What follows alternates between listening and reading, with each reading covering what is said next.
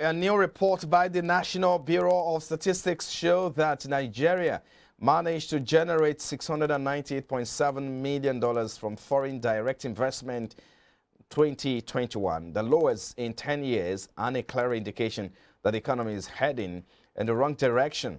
The NBS report is also backed by a report from the United Nations Conference on Trade and Development, UNCTAD, which revealed that FDI in Nigeria dropped to $11.55 billion in 2020 from $35.25 billion in 2015 when President Muhammadu Buhari assumed office, an indication that the FDI in Nigeria declined by $23.7 billion from 2015 to 2020. So now, let's take a look at portfolio investment and activities in the pre-election year ahead of the 2023 elections. Mr. Femi Olukotun is a fellow Chartered Institute of Bankers and Chief Executive, Brook Heritage Capital Limited. He joins us via the telephone now to look at these and how to ramp up activities and attract investment ahead of the 2023 election. Well, let's have him now. Thank you for joining us, Mr. Olukotun. We appreciate your time. Thank you for having me. Good morning. Yeah, good morning. The NBS report, if you look at that report, is backed by a report from the United Nations Conference on Trade and Development, reveals that FDI was about $35.25 billion in May as of 2015 when President Muhammadu Buhari assumed office, but now it has dropped to $11.55 billion. And this means that the FDI in Nigeria declined by $23.7 billion in 2015 to 2020. So that's, of course, an indication that the economy is heading in the wrong direction, according to some analysts. But what's your take on this report? Well, I would say specifically that, yes, we may not be able to look at the report in isolation. And but what is more important in there is that they need to show foreign direct investment in the country and perhaps improve on parameters that will make the country attractive investment. I have not really seen the report, so I will not want to comment so much or deep into it. But you are in the market. How do you think the economy has fared in that area, particularly with regards to attracting foreign direct investment, and again, the other side of it, which is foreign portfolio into the market as well? What's your assessment? Well, I would say that in terms of foreign direct investment in the last 5, 6, 7 years, it's been a rejuvenation because we had specifically 3 major global crises in the last 8, 7 years back. We had the crude oil failure. That was 2016, 2017. We had the COVID pandemic, and crippling in gradually now in the Ukraine and Russian war. So we have to be very careful in isolating any economic implication to any country at the moment. According to the report this morning, inflation in the U.S. is high, such that it is competing with 1981. The last time such was actually experienced was 1981, so it is that bad generally. But be that as it may, in the Nigerian context, I think in the last few years we can actually be talking about startups. Nigeria has attracted more startups, especially Lagos, in the last couple of years. And statistics can actually show that we had, I can't remember this IT startup company that attracted billions of dollars around 2020. So I can say that yes, there is a paradigm shift from the regular, because foreign direct in itself can be vertical, it could be horizontal, and it could be conglomerate. And we have to also know that the new world is the fintech. and tech-related recovery. And I think Nigeria is not doing badly in those areas at the moment, although it can be better, because there is need for us to be more deliberate in terms of economic and government policies to ensure that we really show our investment line. In the same vein, I think on the portfolio investment and yes, investment in securities and financial assets, which is literally what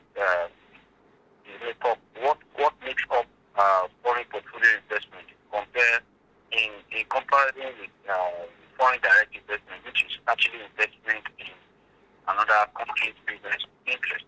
So I think there is need to actually show it up. There is need to actually improve on some certain very serious parameters to ensure that we continue to attract foreign direct investment, and perhaps the country can actually record better indices in the area of employment, especially with the very huge population of man. Okay.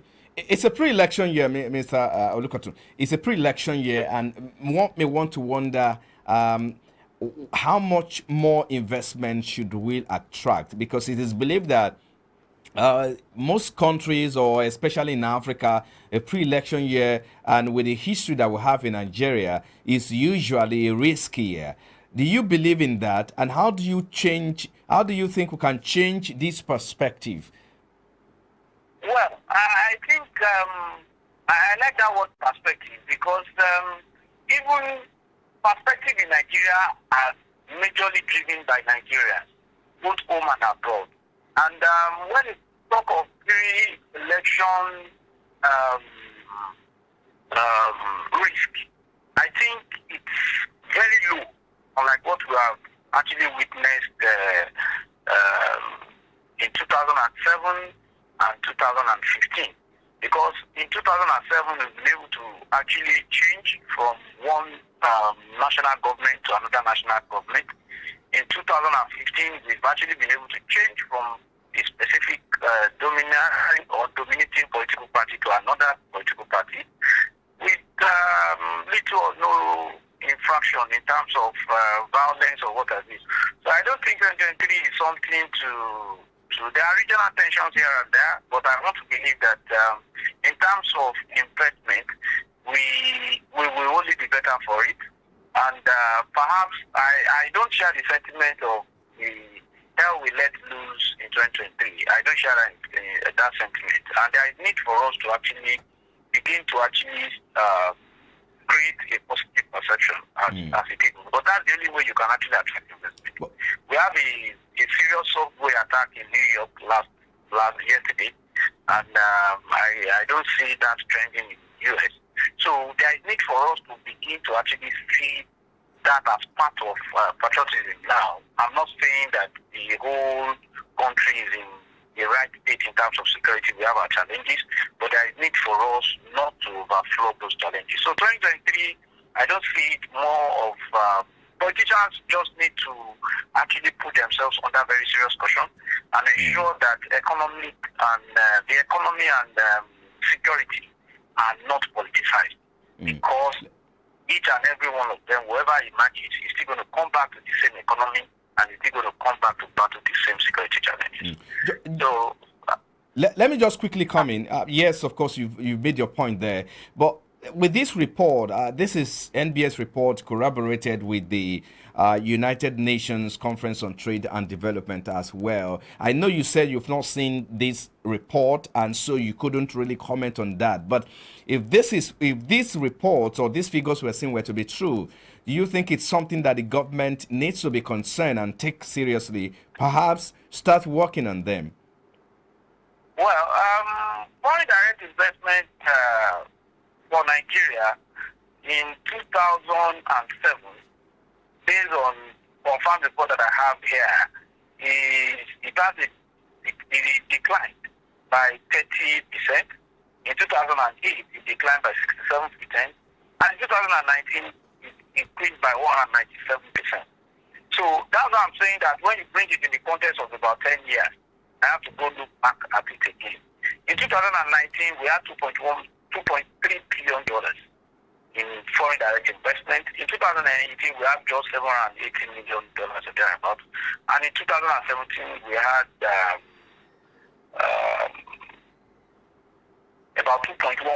So that is coming from, that is a decline actually coming from 2016. So when you say foreign direct investment, just like I said earlier, if we pick it up from the, looking at the last 10 years, you also have to be very, very meticulous about the fact that we're coming from COVID pandemic, we're coming from global economic crisis.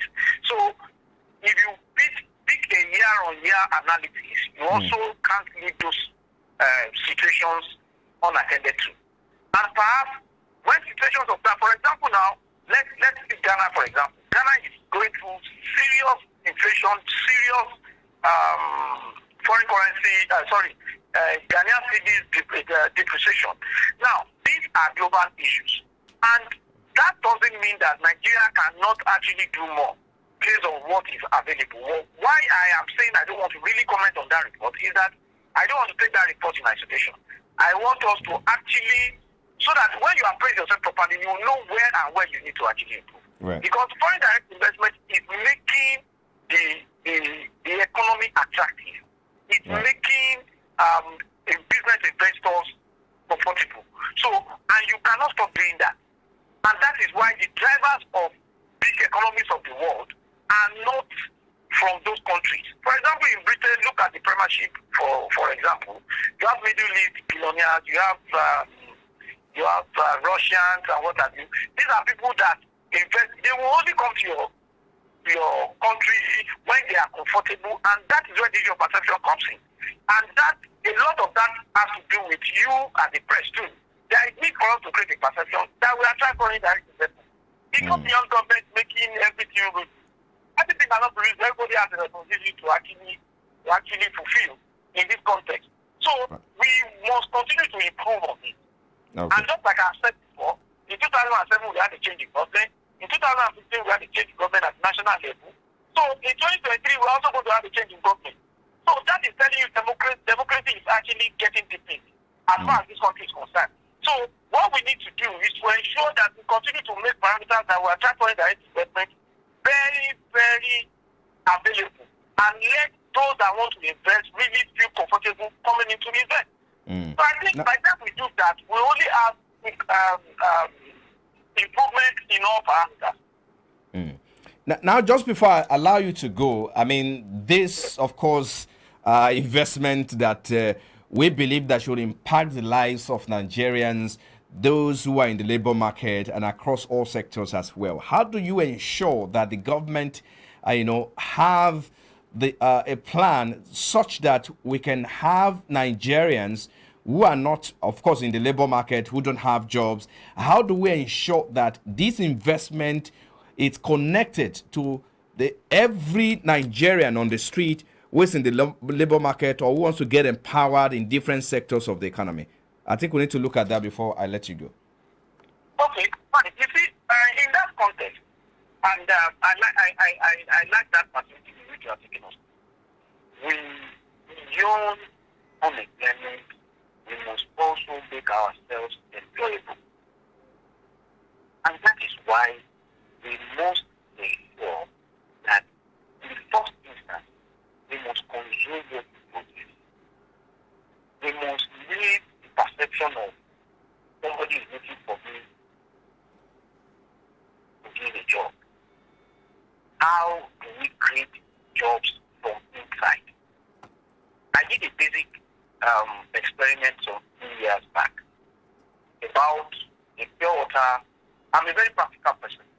About a pure water seller on the street who sells pure water in the traffic, and at the end of the day, the staple food for the pure water seller to eat is actually rice. Unfortunately, that rice is imported. So that means the few naira that seller is going to be able to gather will be subjected to US dollars before he can eat. I'm just going, I don't know whether I'm making sense. I'm just going very practical. So there is need for us to internalize the Nigerian system such that we produce our basic and simple consumptions, such that at the end of the day, for example, you have a 200 million population. I say this and I cannot stop saying, you can actually revolve the economy around yourself. So by the time we make the system or the setting in here convenient for investors, they are going to come in here and invest such that employment will be created across board. And that is why security, political stability, infrastructure are very, very fundamental for us to be able to attract the kind of investment that will actually take care of huge unemployment that we are seeing right now. And beyond that, as I said again, and that is why I'm going to wrap up, we must make ourselves employable. We must be ready to actually go the extra mile to ensure that we fit into available jobs. Because it's another thing to create jobs, it's another thing to be employed, to have employees that are fit into the jobs that are going to be created. So all these things work together. And that is why we must see this as everybody's work. Everybody has to come together in there to ensure that we get Nigeria of our dream. So I think I want to leave it there. Just before I let you go, let's talk about foreign portfolio investment. Now we have looked at the foreign direct investment, or called, but the component of that is the foreign portfolio investment into the Nigerian market. You have the equities market, the capital market. I mean, to say you have it there. But let's look at it. The figure that we have here. Can I get that question again, please? No, I was saying, can we turn our attention to looking at foreign portfolio investment, having looked at foreign direct investment, and of course, what we can do to widen attraction in that regard. But let's look at the foreign portfolio investment into the capital market, because we are aware that the capital market is a reflection of the reality in the economy. The report I have here says that the inflow into Nigeria dropped to 262 billion naira year on year in August 2021 from 470.2 billion in the corresponding year of 2020. So the total transaction for domestic and foreign component of the portfolio investment in the equities market sat last year, 2021, it just increased marginally by 0.9%, so to about 1.2 trillion. And again, we are in the pre-election years, we're aware. But again, the question is, how do you think the country can attract more? Because especially for foreign direct investment, once they discover that there is the issue of security, the issue of insecurity, I mean to say, the power, the banditry is there, here and there. So people may want to look at the other areas, which is capital market as well. So the question is, how do we attract investment in the capital market to ensure that we deepen our instrument and some other products in that regard before we go? Well, the Nigerian capital market on the from available reports and statistics, even that's like is not doing absolutely at all.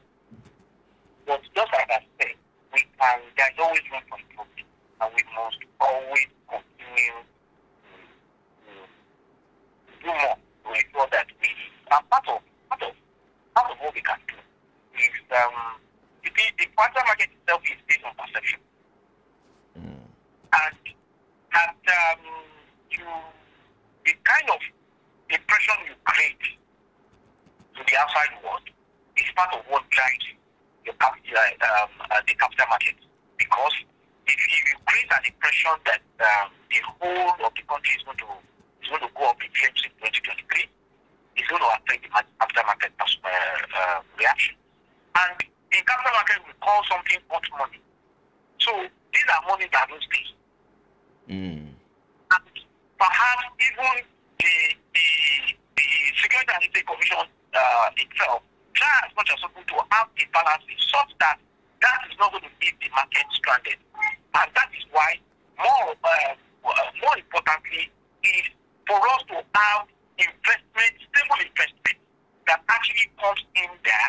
And MTN went into the capital market less than a year ago, and it was massively oversubscribed.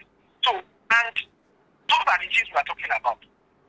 We must create an enabling environment with a very strong positive perception about the country, so that our capital market will remain strong as it is. It is improving.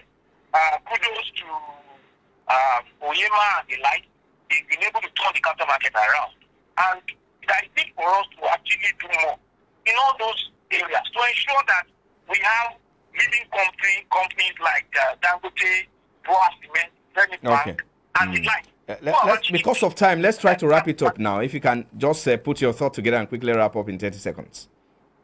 Okay. Well, I will just say generally that the foreign direct investment, the foreign portfolio investment, we can create more and investment.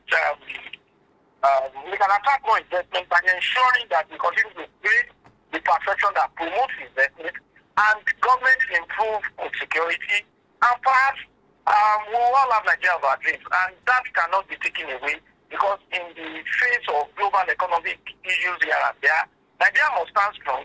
We must actually strive to continue to feed ourselves as a nation and improve on other parameters like infrastructure and what have you, that is actually going to stimulate the economy and promote employment. I think we should leave it there. Thank you so much. We appreciate your time, Mr. Femi Lukotun, his fellow Chartered Institute of Bankers and Chief Executive, Brook Heritage Capital Limited. Thank you for your time. Thank you for having me.